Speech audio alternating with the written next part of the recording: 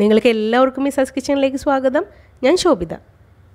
ഇന്ന് നമ്മൾ കുറച്ച് ഡ്രൈ ആയിട്ടും പിന്നെ കുറച്ച് ഗ്രേവിയോട് കൂടിയുള്ള മീനച്ചാറാണ് ഉണ്ടാക്കുന്നത്. ഇതിൻ്റെ ടേസ്റ്റിൻ്റെ കാര്യത്തിൽ ഒരു രക്ഷയില്ല കേട്ടോ. പിന്നെ നമ്മൾ സാധാരണ അച്ചാർ ഉണ്ടാക്കുന്നതിനേക്കാളും കുറച്ച് ഡിഫറെൻ്റ് ആയിട്ടാണ് ഈ അച്ചാർ ഉണ്ടാക്കുന്നത്. അപ്പോൾ നമുക്ക് ഇതിനകത്ത് എടുക്കുന്ന പൊടികളുടെയൊക്കെ മെഷർമെൻറ്റ് വളരെ കൃത്യമായിട്ട് അറിയാൻ പറ്റും. വളരെ ഈസി മെത്തേഡുമാണ്. അപ്പോൾ അച്ചാർ ഉണ്ടാക്കാനായിട്ട് ഞാനിവിടെ 2 കിലോ മീൻ ചെറുതായിട്ട് നുറുക്കി കഴുകി വൃത്തിയാക്കി ഒരു ചട്ടിയിലേക്ക് ഇട്ട് കൊടുത്തിട്ടുണ്ട്.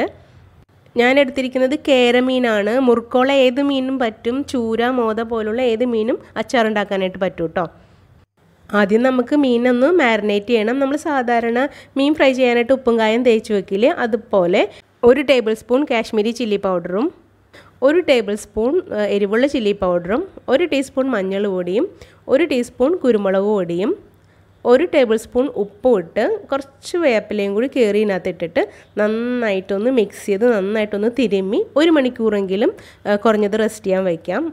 മീനിലൊക്കെ നന്നായിട്ട് ഉപ്പും മുളകൊക്കെ പിടിക്കട്ടെ.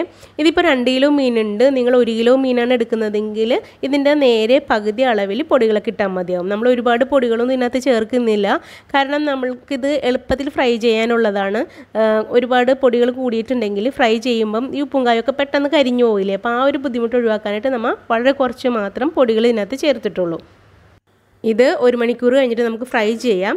അപ്പോൾ ഫ്രൈ ചെയ്യാനായിട്ട് അല്പം വലിയ ഫ്രൈ പാനാണ് എടുത്തിരിക്കുന്നത്. ഇതിനകത്തേക്ക് നമുക്ക് ഒരു 7-8 ടേബിൾ സ്പൂൺ ഓയിൽ ഒഴിച്ചു കൊടുക്കാം. ഞാനിവിടെ റൈസ് ബ്രാൻ ഓയിലാണ് ഒഴിച്ചു കൊടുത്തത്. വെളിച്ചെണ്ണ ആയാലും മതി. ഓയിൽ ഏതാണ്ട് ചൂടായിട്ടുണ്ട്. ഇനി നമുക്ക് ആ മീൻ ഈ ഫ്രൈ പാനിൽ കൊള്ളുന്ന അത്ര മീൻ ഇതിനകത്തേക്ക് നിരത്തി ഇട്ട് കൊടുക്കാം. മാക്സിമം വിട്ട് ഇട്ട് കൊടുക്കാം. എന്നാലേ നമുക്ക് ഒരേ രൂപത്തിലെല്ലാം ഫ്രൈ ആയി കിട്ടുള്ളൂ കേട്ടോ. അപ്പോൾ ഇത് മീതെ ഇടരുത്, നമുക്ക് വിട്ട് തന്നെ ഇട്ട് കൊടുക്കാം.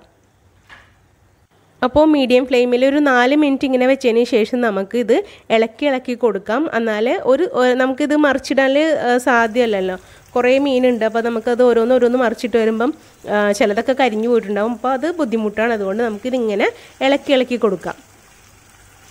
കുറച്ച് നന്നായിട്ടൊന്ന് ഇളക്കിയതിന് ശേഷം വീണ്ടും നമുക്കൊരു 2 മിനിറ്റ് എടുത്ത് വയ്ക്കാം. പിന്നെ വീണ്ടും ഒന്ന് ഇളക്കിയെടുക്കാം. അപ്പോൾ ഇങ്ങനെ ഫ്രൈ ചെയ്യുമ്പം ഒരുപാട് ഓയിൽ നമുക്ക് വേസ്റ്റ് ആവില്ല. മറ്റേത് നമ്മൾ കുഴിഞ്ഞ ചീനച്ചട്ടിയിലൊക്കെ ഫ്രൈ ചെയ്യുമ്പം അധികം ഓയിൽ ഉണ്ടെങ്കിൽ നമുക്കിങ്ങനെ ഫ്രൈ ചെയ്തെടുക്കാൻ പറ്റുള്ളൂ. ഇതാകുമ്പം ഒരുപാട് ഓയിലൊന്നും നമുക്ക് വേസ്റ്റ് ആവില്ല. പിന്നെ ഇത് മുറുക്കുള്ള മീനായതുകൊണ്ട് അങ്ങനെ മീനൊന്നും ഒരിക്കലും വിട്ടുപോയില്ല കേട്ടോ. ഞാനിത് സ്ഥിരം ചെയ്യാറുള്ളതാണ്. മീനൊന്നും അങ്ങനെ നുറുങ്ങിയൊന്നും പോകാറൊന്നുമില്ല. ഇതുപോലെ ഫ്രൈ ചെയ്യുന്നതാണ് കുറച്ചും കൂടി എളുപ്പമായിട്ട് എനിക്ക് തോന്നുന്നത്. ഞാൻ പറഞ്ഞില്ല, അച്ചാറിടാനായിട്ട് കുറച്ച് മുറുക്കുള്ള മീൻ എടുക്കുന്നതായിരിക്കും ഏറ്റവും നല്ലത്. പിന്നെ നമ്മൾ സാധാരണ മീൻ ഫ്രൈ ചെയ്യുന്നത് പോലെ വല്ലാണ്ട് അങ്ങോട്ട് മുരിച്ചെടുക്കേണ്ട കാര്യമില്ല, വല്ലാണ്ട് അങ്ങോട്ട് മുറുക്കം വരേണ്ട കാര്യമില്ല.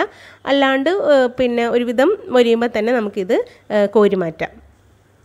അപ്പോൾ ഇതൊരു പകുതി വേവാതിന് ശേഷം പിന്നെ നമുക്ക് കണ്ടിന്യൂസ് ആയിട്ട് 2 മിനിറ്റ് ഇതുപോലെ ഇളക്കി വേണം വേവിക്കാനായിട്ട്. അപ്പോൾ എല്ലായിടത്തും ഒരുപോലെ തന്നെ കറക്റ്റായിട്ട് വെന്തിട്ടുണ്ടാകും, അത്യാവശ്യം മൊരിഞ്ഞിട്ടുണ്ടാകും. ഈ ഒരു ഭാഗം മതിയാകും. ഇനി നമുക്കിതെല്ലാം കോരി മാറ്റാം. ഇനി ഇതിനകത്തേക്ക് വേറെ ഓയിൽ ഒഴിക്കേണ്ട ആവശ്യമില്ല. ആ സെയിം ഓയിലിൽ തന്നെ ബാക്കിയുള്ള മീനും കൂടെ ഇതുപോലെ നിരത്തിയിട്ടിട്ടൊന്ന് ഫ്രൈ ചെയ്തെടുക്കാം. അപ്പോൾ മീനിൻ്റെ അളവും ഫ്രൈ പാൻ്റെ വലിപ്പമൊക്കെ അനുസരിച്ച് നമുക്ക് 2-3 തവണയായിട്ട് ഈ സെയിം ഓയിലിൽ തന്നെ ഫ്രൈ ചെയ്യാം. ഒരു കുഴപ്പമില്ല.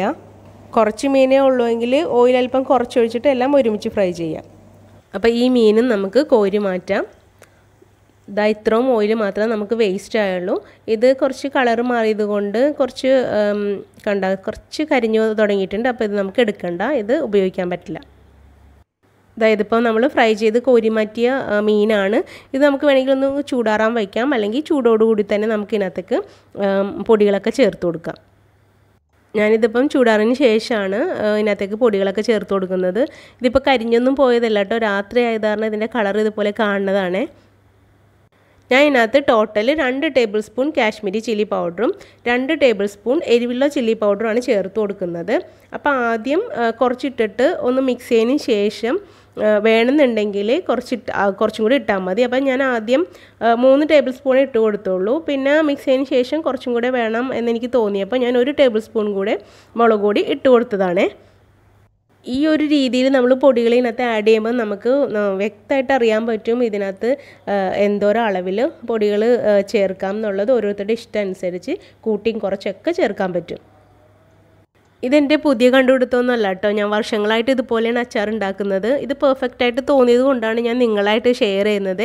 ഇതിനു മുമ്പ് ഞാൻ ഇറച്ചി അച്ചാറും പിന്നെ മറ്റു നാരങ്ങ അച്ചാറൊക്കെ ഈ ഒരു മെത്തേഡിൽ ഉണ്ടാക്കിയിട്ടുണ്ട്. പെർഫെക്റ്റ് ആയിരുന്നു അതൊക്കെ കേട്ടോ. അപ്പോൾ അതുകൊണ്ട് നിങ്ങൾ അതൊന്നും കണ്ടു നോക്കണേ. തീർച്ചയായും ഈ ഒരു മെത്തേഡിൽ നിങ്ങൾ ഉണ്ടാക്കി നോക്കണേ. അപ്പോൾ മുളക് പൊടി ഏതാണ്ട് ഇത് മതി. ഇനി നമുക്കിതിനകത്തേക്ക് കായപ്പൊടി ചേർത്ത് കൊടുക്കാം. അപ്പോൾ ഞാൻ 1.25 ടീസ്പൂൺ കായപ്പൊടി ഇതിനകത്തേക്ക് ചേർത്ത് കൊടുക്കുന്നുണ്ട്. ഇത് 1/2 ടീസ്പൂണിൻ്റെ അളവാണ് കേട്ടോ. അപ്പോൾ ഇതും ഒന്ന് നന്നായിട്ടൊന്ന് മിക്സ് ചെയ്യാം. ഇനി ഇതിനകത്തേക്ക് നമ്മൾക്ക് ഉലുവാപ്പൊടിയാണ് ചേർക്കാനുള്ളത്. അപ്പോൾ ഞാൻ വറുത്ത് പൊടിച്ച ഉലുവാപ്പൊടിയാണ് ഇതിനകത്തേക്ക് ചേർത്ത് കൊടുക്കുന്നത്. ഇതൊരു 1/4 ടീസ്പൂണാണ് നമ്മൾ ചേർത്ത് കൊടുക്കുന്നത്. അധികമായിട്ടുണ്ടെങ്കിൽ കയ്പ്പ് ടേസ്റ്റ് വരും. അപ്പോൾ ഇത്രയും മതിയാകും. പോരാത്തതിന് നമ്മൾ കടുക് പൊട്ടിക്കുന്നതോടൊപ്പം ഉലുവയും പൊട്ടിക്കുന്നുണ്ട്. ഇത് നമുക്ക് ജസ്റ്റ് ഒന്ന് മിക്സ് ചെയ്യാം. അത്രയും മതി. ഇനി നമുക്ക് അച്ചാർ ഉണ്ടാക്കാനായിട്ട് ഒരു മൺചട്ടി ചൂടാക്കാൻ വയ്ക്കാം. ഇതിനകത്തേക്ക് ഒരു 5 ടേബിൾ സ്പൂൺ നല്ലെണ്ണ ഒഴിച്ചു കൊടുക്കാം. എള്ളെണ്ണ അച്ചാറുണ്ടാക്കാൻ ഏറ്റവും നല്ലത് എള്ളെണ്ണയാണ്. ഇനി നിങ്ങൾക്ക് വേണമെങ്കിൽ വേറെ ഓയിലായിട്ട് മിക്സ് ചെയ്ത് എടുക്കാവുന്നതാണ്. പകുതി ഇതും പകുതി വെളിച്ചെണ്ണ എന്തായാലും മതി. അപ്പോൾ ഇതിനകത്തേക്ക് 1 ടീസ്പൂൺ കടുക് ഇട്ട് കൊടുത്തിട്ടുണ്ട്. വെളിച്ചെണ്ണ അതിന് ചൂടാന് ശേഷം മാത്രം ഇട്ട് കൊടുത്താൽ മതി. ചട്ടിയായത് കാരണം വെളിച്ചെണ്ണ ചൂടാൻ ഇത്തിരി താമസം വരും. അപ്പോൾ ചൂടാന് ശേഷം മാത്രം കടുക് ഇട്ട് കൊടുത്താൽ മതി. അത് പൊട്ടിത്തീരുന്നതിന് മുമ്പ് നമുക്ക് ഒരു 1/2 ടീസ്പൂൺ ഉലുവ ഇട്ട് കൊടുക്കാം. ഉലുവ പൊട്ടിക്കഴിയുമ്പോൾ നമുക്ക് ഇതിനകത്തേക്ക് ഒരു പിടി വെളുത്തുള്ളി ഇട്ട് കൊടുക്കാം. വെളുത്തുള്ളി നിങ്ങളുടെ ഇഷ്ടമനുസരിച്ച് കൂട്ടേ കുറയ്ക്കുകയൊക്കെ ചെയ്യാം. ഞാൻ കുറച്ച് അധികം വെളുത്തുള്ളി ഇട്ട് കൊടുക്കുന്നുണ്ട്. കട്ട് ചെയ്തിട്ടില്ല, ഒട്ടും കട്ട് ചെയ്യാതെയാണ് വെളുത്തുള്ളി എടുത്തിരിക്കുന്നത്. നമുക്ക് വേണമെങ്കിൽ കട്ട് ചെയ്ത് അല്ലെങ്കിൽ വളരെ ചെറുതായിട്ട് നുറുക്കാം, അല്ലെങ്കിൽ നീളത്തിൽ അരിയാം. അതൊക്കെ ഓരോരുത്തരുടെ ഇഷ്ടം പോലെ ചെയ്യാം, ഒരു കുഴപ്പമില്ല. അപ്പോൾ മൺചട്ടി ആയതുകൊണ്ട് ഫ്ലെയിം ഒന്ന് ലോ ടു മീഡിയം ഫ്ലെയിമിൽ വെച്ചാൽ മതി കേട്ടോ. വെളുത്തുള്ളി നമുക്കൊരു 3 മിനിറ്റ് വഴറ്റിയതിന് ശേഷം നമുക്ക് കുറച്ചധികം വേപ്പില ഇതിനകത്തേക്ക് ചേർത്ത് കൊടുക്കാം. അപ്പോൾ ഞാനവിടെ കഴുകി എടുത്ത് വേപ്പിലയാണ്, അതിൻ്റെ വെള്ളമൊക്കെ പോയിട്ടുണ്ട്. അതിനകത്തേക്ക് ഇട്ട് കൊടുക്കണേന് കുറച്ച് അധികം ഇട്ട് കൊടുക്കുന്നുണ്ട്. അപ്പോൾ വേപ്പില ഇട്ടിട്ട് നമുക്ക് 2-3 പ്രാവശ്യം ഒന്ന് ഇളക്കി കൊടുത്താൽ മതി. ഇതാ വെളുത്തുള്ളിയുടെ കളറൊട്ടും മാറിയിട്ടില്ല. അത് മാറേണ്ട ആവശ്യമില്ല. നമുക്ക് കുറച്ചും കൂടെ വേറെ ഇൻഗ്രീഡിയൻസ് ഒക്കെ ചേർത്തതിന് ശേഷം വഴറ്റാനുള്ളതാണ്. അപ്പം വെളുത്തുള്ളി കറക്റ്റായിട്ട് വെന്ത് വന്നോളേ. ഇനി ഇതിനകത്തേക്ക് ഒരു 1/4 കപ്പ് ഇഞ്ചിയും വെളുത്തുള്ളിയും കൂടെ ചതച്ചതാണ്, അത് ചേർത്ത് കൊടുക്കാം. ഇത് നമ്മുടെ കറിക്ക് ഒരു കൊഴുപ്പും ഗ്രേവിയൊക്കെ കൂട്ടും അച്ചാറിനെ. അപ്പോൾ ഇത് നല്ലതായിരിക്കും. ഇഞ്ചിയും വെളുത്തുള്ളിയും ചതച്ച് ചേർക്കുന്നതായിരിക്കും ഏറ്റവും ബെസ്റ്റ്. പേസ്റ്റ് ആക്കണ്ട, ഒന്ന് ചതച്ചെടുത്താൽ മതി. അപ്പോൾ വെളുത്തുള്ളി ഇഞ്ചി ഇട്ടതിന് ശേഷം നമുക്ക് ലോ ഫ്ലെയിമിലേക്ക് വെച്ചിട്ട് 2 മിനിറ്റ് വഴറ്റണം. അപ്പോൾ കണ്ടിന്യൂസ് ആയിട്ട് തന്നെ വഴറ്റണം. അധികം നേരം വിട്ട് വഴറ്റിയിട്ടുണ്ടെങ്കിൽ ചട്ടിയിൽ പിടിക്കാൻ സാധ്യതയുണ്ട്. ഇനി 3-4 പച്ചമുളക് ചെറുതായിട്ട് കട്ട് ചെയ്തതാണ്, അതും ചേർത്ത് കൊടുത്തിട്ടുണ്ട്. ഇതും 1 മിനിറ്റ് ഒന്ന് വഴറ്റിയെടുക്കാം. ഇനി നമുക്ക് ഇതിനകത്തേക്ക് ഉപ്പാണ് ചേർക്കാനുള്ളത്. അപ്പോൾ ഇപ്പോൾ കുറച്ച് ഉപ്പ് ചേർത്താൽ മതി. 1 ടേബിൾ സ്പൂൺ മാത്രമേ ഞാൻ ചേർക്കുന്നുള്ളൂ. അധികം ഉപ്പ് ചേർത്തിട്ടുണ്ടെങ്കിൽ വെളുത്തുള്ളി ആ ഉപ്പ് അങ്ങോട്ട് വലിച്ച് എടുക്കും. അപ്പോൾ വെളുത്തുള്ളിക്ക് ഇത്തിരി ഉപ്പ് കൂടിപ്പോവും. അപ്പോൾ അതുകൊണ്ട് 1 ടേബിൾ സ്പൂൺ മാത്രം ഇപ്പോൾ ഉപ്പ് ചേർത്താൽ മതി. എന്നിട്ട് നമ്മൾ ആ നേരത്തെ മിക്സ് ചെയ്ത് വെച്ചാൽ മുളക് പൊടിയൊക്കെ മിക്സ് ചെയ്ത് വെച്ചില്ലേ, ആ മീൻ ഇതിനകത്തേക്ക് ഇട്ട് കൊടുക്കാം. എന്നിട്ട് നന്നായിട്ട് വളരെ ലോ ഫ്ലെയിമിൽ വെച്ചിട്ട് നന്നായിട്ടൊന്ന് മിക്സ് ചെയ്തെടുക്കാം. ഇങ്ങനെ മിക്സ് ചെയ്യുമ്പം മുളക് പൊടി കുറവായിട്ട് തോന്നുന്നുണ്ടെങ്കിൽ ഈ സമയത്ത് നമുക്ക് ആവശ്യത്തിന് ചേർത്ത് കൊടുക്കാം. പിന്നെ ഇതുപോലെ പതുക്കെ ചൂടാക്കുമ്പോൾ മുളക് പൊടി ഒട്ടും തന്നെ കരിഞ്ഞും പോവില്ല. പിന്നെ ഒരു പ്രത്യേക ടേസ്റ്റും ആയിരിക്കും. മുളകിൻ്റെ കുത്ത് ഒട്ടും തന്നെ ഉണ്ടാവേയില്ല. മുളകിൻ്റെ കുത്ത് ഉണ്ടാകുന്ന ഒട്ടും തന്നെ സംശയം വേണ്ട കേട്ടോ. അപ്പോൾ ഇതുവരെ ഈ വീഡിയോ ഇഷ്ടമായാലും ഒരു ലൈക്ക് കൊടുത്തേക്കണേ, മറന്നു പോകല്ലേ. മിസാസ് കിച്ചൻ സബ്സ്ക്രൈബ് ചെയ്യാത്തവർ സബ്സ്ക്രൈബ് ചെയ്തതിന് സപ്പോർട്ടും കൂടെ ചെയ്തേക്കണേ. അപ്പോൾ വളരെ ലോ ഫ്ലെയിമിൽ വെച്ചിട്ട് 3 മിനിറ്റ് ഒന്ന് വഴറ്റി കൊടുത്തിട്ടുണ്ട്. ഇനി നമുക്ക് കുറച്ചും കൂടെ ഉപ്പ് ചേർത്ത് കൊടുക്കാം. ഏതാണ്ട് 1 ടേബിൾ സ്പൂൺ കൂടെ ഉപ്പ് ചേർത്ത് കൊടുത്തിട്ടുണ്ട്. അച്ചാറിന് എപ്പോഴും ഉപ്പും പുളിയൊക്കെ കുറച്ച് മുന്നിട്ടിരിക്കണം കേട്ടോ. കാരണം നമ്മൾ ഇത് ഇരിക്കും തോറും ചിലപ്പോൾ ഉപ്പും പുളിയും കുറഞ്ഞു വരും കേട്ടോ. അപ്പോൾ അതുകൊണ്ട് നമുക്ക് ഇത് ഒട്ടും കൂടുതലല്ല കേട്ടോ, കറക്റ്റ് അളവിലായിരുന്നു ഈ ഉപ്പെല്ലാം ഉണ്ടായിരുന്നത്. അപ്പം നമ്മൾ ഈ അച്ചാർ 2 ടൈപ്പ് ഉണ്ടാക്കുന്നുണ്ടല്ലോ, കുറച്ച് ഡ്രൈ ആയിട്ടും കുറച്ച് ഗ്രേവിയോട് കൂടി ഉണ്ടാക്കുന്നുണ്ട്. അപ്പോൾ ഡ്രൈ ആയിട്ട് എടുക്കാനായിട്ട് നമുക്കിതിനകത്ത് കുറച്ച് വിനാഗിരിയും കൂടി ചേർത്ത് കൊടുത്താൽ മതി. ഡ്രൈ ആയിട്ടുള്ള അച്ചാർ റെഡിയാകും. അപ്പോൾ ആദ്യം നമുക്ക് ഡ്രൈ ആയിട്ടുള്ള അച്ചാർ മാറ്റി വയ്ക്കാം. അപ്പോൾ ഇതിനകത്തേക്ക് വിനാഗിരി ഒഴിച്ചു കൊടുക്കാം. അപ്പോൾ ഇതിനകത്തേക്ക് ഒരു 1/4 കപ്പ് വിനാഗിരി ഒഴിച്ചു കൊടുക്കുന്നുണ്ട്. എന്നിട്ട് നന്നായിട്ടൊന്ന് മിക്സ് ചെയ്ത് ഒന്ന് ചൂടാക്കിയതിന് ശേഷം ഇതിൽ നമുക്ക് 1/3 ഭാഗം, പകുതി കോരി മാറ്റുന്നില്ല, 1/3 ഭാഗം കോരി മാറ്റി വയ്ക്കാം. അപ്പോൾ വിനാഗിരി ഒഴിച്ചതിന് ശേഷം നമുക്ക് വീണ്ടും 2 മിനിറ്റ് ഒന്ന് ചൂടാക്കി എടുക്കണം. കാരണം അച്ചാർ കുറേ നാൾ കേടാവാതെ ഇരിക്കണമെങ്കിൽ ഒന്ന് ചൂടാക്കി എടുക്കണം നല്ലതായിരിക്കും. അപ്പോൾ ചൂടാക്കി എടുത്തതിന് ശേഷം നമുക്കൊരു, ഞാൻ നേരത്തെ പറഞ്ഞ പോലെ 1/3 ഭാഗം കോരി മാറ്റി വയ്ക്കാം. ഇതാ ഇപ്പം നല്ല അടിപൊളി അച്ചാറായിട്ടുണ്ട്.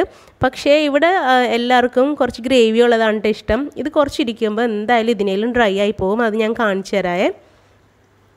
ടേസ്റ്റ് എപ്പോഴും കുറച്ച് ഗ്രേവിയോട് എടുക്കുന്നതായിരിക്കും. ഞാൻ എപ്പോഴും അങ്ങനെ എടുക്കാറ്. ഇതിപ്പോൾ വീഡിയോ എടുക്കാൻ വേണ്ടി, നിങ്ങളെ കാണിക്കാൻ വേണ്ടി മാത്രമാണ് ഞാനിപ്പോൾ ഇത് ഡ്രൈ ആയിട്ട് കുറച്ചെടുത്ത് കോരി മാറ്റി വയ്ക്കുന്നത്.